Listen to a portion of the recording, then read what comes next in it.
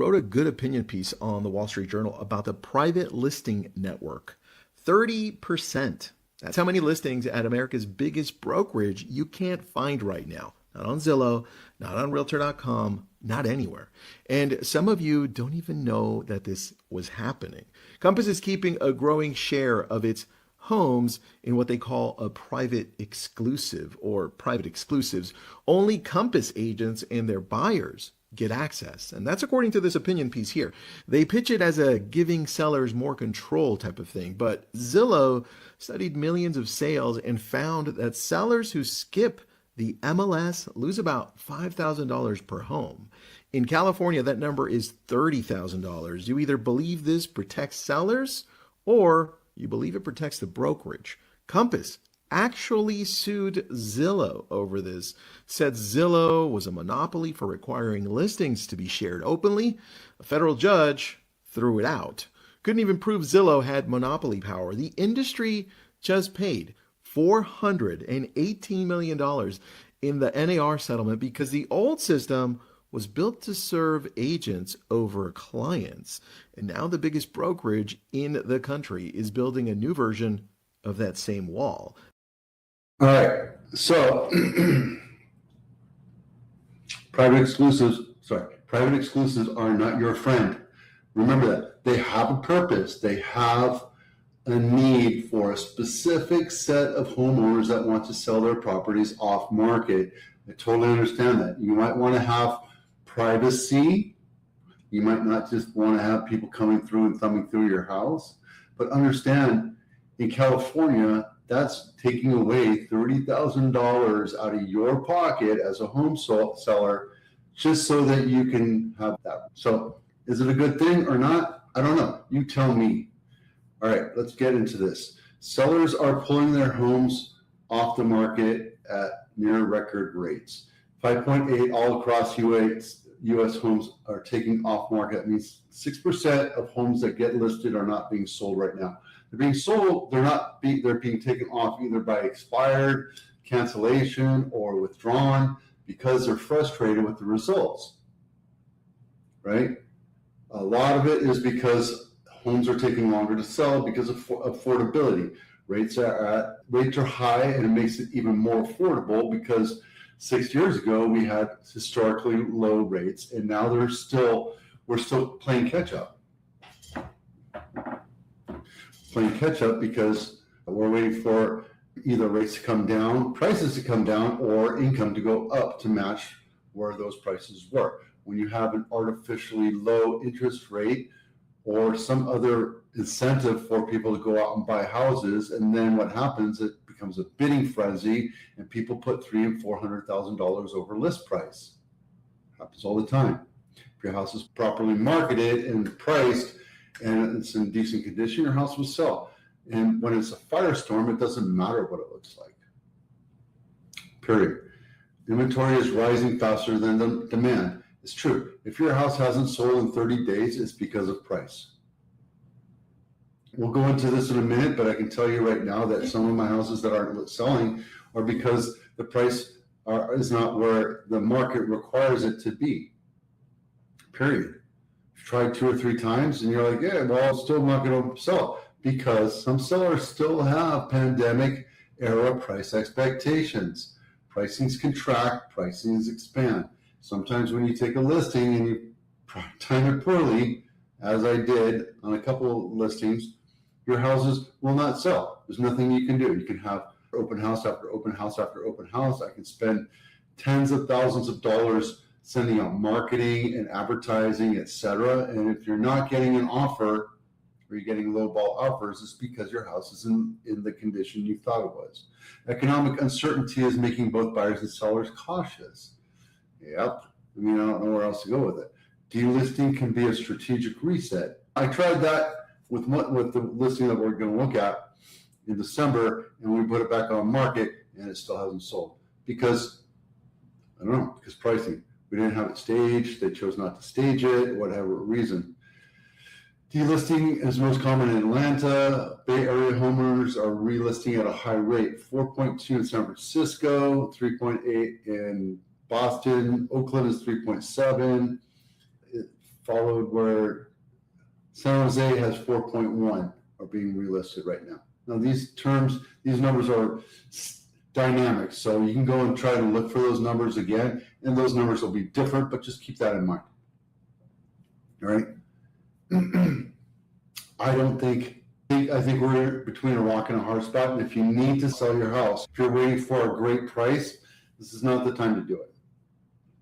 Period. If you're in probate, estate sales, if you're putting your parents into an adult community and you need help with getting everything done and who to talk to, let me know. That's what we do. We help you work with lawyers as well as accountants, as well as escrow, as well as the county, so you know exactly what's going on. We do it in a specific way so that you're not overwhelmed, and all the while where we're getting your house ready to sell or package up so you can rent it or you can move in.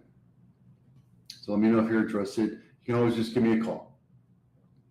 Cupertino House of the Week is Cass Place, 10198 Cass Place, not my listing. This is listed at $3 million. 4-bedroom, 2.5 bath, 2,100 square feet, built in 1975.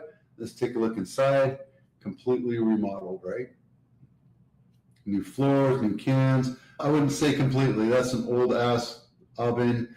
They put the silestone type. So this kitchen was remodeled a while back, and you can tell. But it's still going to get it because $3 million for a house in Cupertino, it's awesome. How can you say no? Look at that backyard. It's beautiful. At least it's not a flip. What you get for, where is this? This is Willow Glen. We're at Arbor Drive, 1.575. Not my listing. 4-bedroom, 2-bath, 1,400 square feet. This is a great deal. Let's take a look inside real quick. And yes, it's not exactly walking distance to Lincoln, but it is what it is, right? It's not a busy street. Oh yeah, original kitchen. Nothing bad about it. It still works, right? Here you go. Nothing to worry about. Nothing to complain about. And then luxury home of the week is Pine Hill Road, not my listing. $40 million, 8-bedroom, 10-bath, 13,000 square feet, built in 2025. And this is where it is if you want to look at it on the map, between 101, El Camino, and 280. So yeah, it's a beautiful house. It's also like, how many acres? 2.7 or 2.4 acres, or 2.5 acres, really. Rounding up, rounding error. So yeah. Guys, I think you should buy this. This is a beautiful house. Let's go take a look at it today. Let me know when you're available and we will go look at this thing. It's beautiful. Look at this. And it's nice. You did a nice floor plan. Thank you so much. I know that this was an architectural drawing. This is nice though. Thank you for doing this. Okay, so let's take a look inside of this house, right? You do 360, you do the floor plan, you do photos, we do a little hover around. On market 91 days, we tried to have this thing on the auction block and it just did not sell. Why? Because it's overpriced. They can't go any lower, unfortunately, so they're kind of stuck between a rock and a hard spot. See how we do nice floor plans? This is a 3-level. That's the garage. That's the garage. There's a bedroom down here. It's actually a 4-bedroom, but because there's no bathroom down there, it's scheduled as a 3-bedroom. We're calling it a 3-bedroom. But it's a nice house. Guys, there's nothing wrong with it. It's good HOA, even though I'm not a fan of HOAs. So there you go. If you're thinking about selling your house, let's get your stuff fixed up and ready to go before we do it. I'll tell you right now, I'm trading over a new leaf. If you come at me and say, I'm not going to do half of the things that you recommend, I'm probably going to drop you as a client, because when you don't listen and I tell you this is what you need to get to this price, and then you do half of that, all you're doing is shooting yourself in the foot and making me frustrated. And I can't promise you a rainbow bridge to your heavenly spot unless you understand that I have to take certain steps. So yeah, that's a little rant. Keep sticking around because we're going to do months of inventory because that's updated now. Alameda, doing really well. look, Alameda, that starts with Fremont, right? They've had 3,200 sales so far, and their average sales price is 1.4. That's all the way up to Oakland and Dublin and all over the place, but it's still a nice area. Alameda County is a nice area. Fremont's probably going to be a little more expensive, but you go up a little bit further and you have very affordable houses. And a lot of homes are being sold up there because some people have to make that trek. They just can't afford a $2.5 million house in Santa Clara County. So if you're interested in affordability and a nice house, you don't have to spend $1.4 million. You can buy a house under $1 million. I have houses on actually Regencies in Hayward. I have some other ones a little bit lower than that, and they're coming on sale. And if you're interested in looking at them, by golly, let's take a look. All right. Marin, average price is $2.4 million. San Mateo is 2.8. San Francisco is catching up. San Francisco is doing this a massive rebound. I don't know exactly what's happening, but they beat out Santa Clara County this week in median sales price. Crazy, right? And of course, San Benito gets pooped on.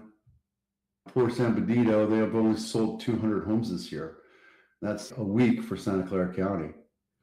It's crazy. And the same thing with Solano. They sold 89 houses so far this week. They've had 1,500 sales.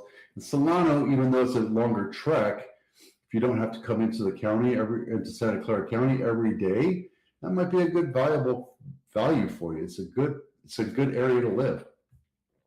And here's the months of inventory, and we're seeing things slow down. We're seeing these numbers tend to trickle up a little bit overall. So if you're interested in learning more about this and how I do it, just give me a call. I'm happy to walk you through any of that data that I sent you. And in the comments down below, you'll